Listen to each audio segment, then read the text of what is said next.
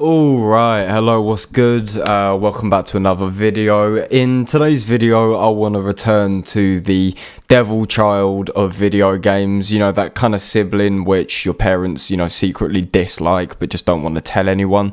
That being Cyberpunk 2077, a game which has admittedly kind of died off because people have played it, realised it's, kind of average, but ultimately has an incredibly hollow core which is only really made better by the infinite amount of sex mods.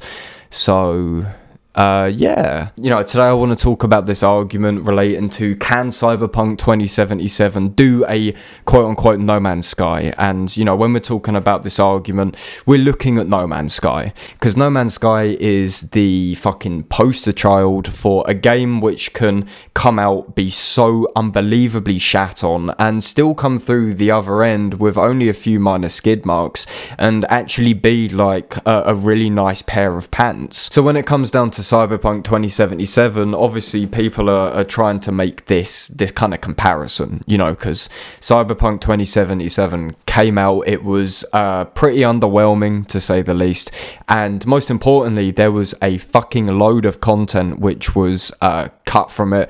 You can literally like put a load of shit into a hat, pull one out, and it's going to be a pretty massive missing feature, whether that be the NCART public transport system, the complete lack of artificial intelligence, the lack of any meaningful life paths, or whatever you want to call it. There's a fucking lot of this game which was supposedly shown off and also spoken heavily about, which just never made it into the game. That's not me trying to say that Cyberpunk 2077 is god awful. If you haven't seen my review, big it up, I'll post a little link in the description to watch it. The game's good, it's just painfully average. It could have been so much more, and this is why people are claiming that CD Projekt Red can supposedly overhaul this game. Now, first and foremost, I think it's important to talk about the kind of idea of an overhaul, or the idea of a relaunch, or some kind of definitive edition of Cyberpunk which will blow all our socks off and basically be like the second coming of Christ. I think it's important to talk about this because on one hand I think it's incredibly likely that CD Projekt Red are going to update Cyberpunk to the state in which it's playable on essentially every platform, and this is very important considering they had to pull it from PlayStation Store because it was so fucking broken.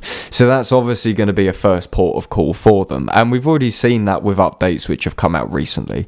The game is a bit less buggy, it's a bit more stable, and blah blah blah whatever. So that will happen, and I think that at the very fucking least CD Projekt Red has to do that, because otherwise if they leave this game in the state it's currently in, it's going to go down as like one of the biggest flops in video game history. I think the problem when it comes down to Cyberpunk being overhauled is the fact that there's so much to overhaul. Where do you actually begin with fixing Cyberpunk? Not only fixing it but also adding meaningful content to it.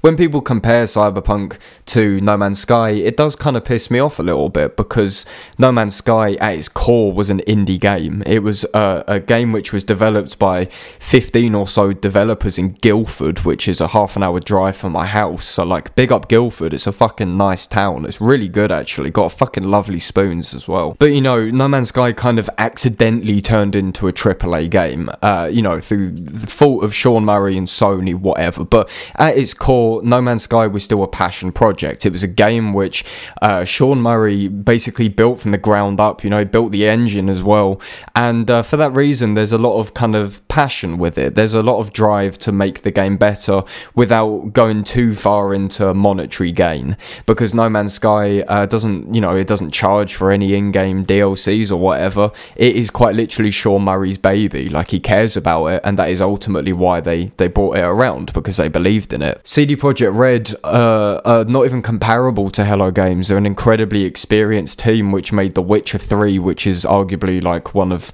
the fucking greatest storytelling RPG, whatever the fuck you want to call it, games. I didn't think it was that good personally, but people fucking love it. They have a lot of experience, and this game was essentially marketed as a AAA game from the get-go.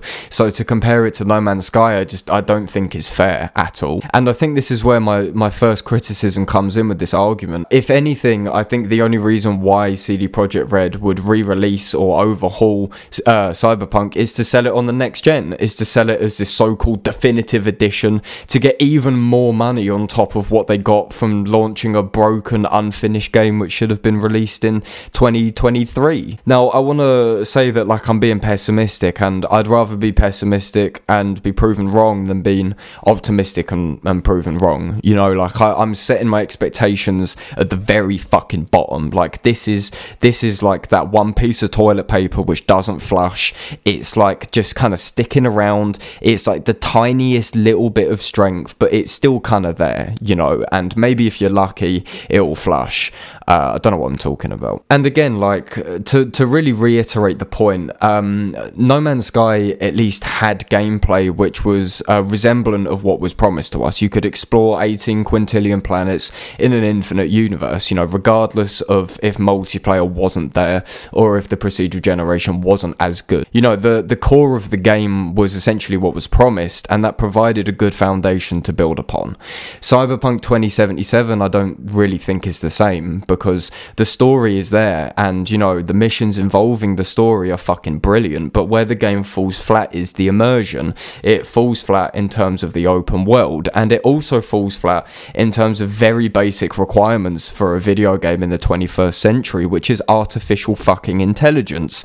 The game does not have AI for cars, for NPCs that's even really that dramatic. Like, they can't even walk upstairs. If they're not programmed to walk upstairs, they will turn around or they will despawn. How the fuck can a game, how and the 2D sprites for cars in the distance, like, what is this about? Like, I really don't understand it. What I'm trying to say is that even if Cyberpunk was patched to a playable state, it would still be a disgustingly above average game. It would still be the same game, but just playable.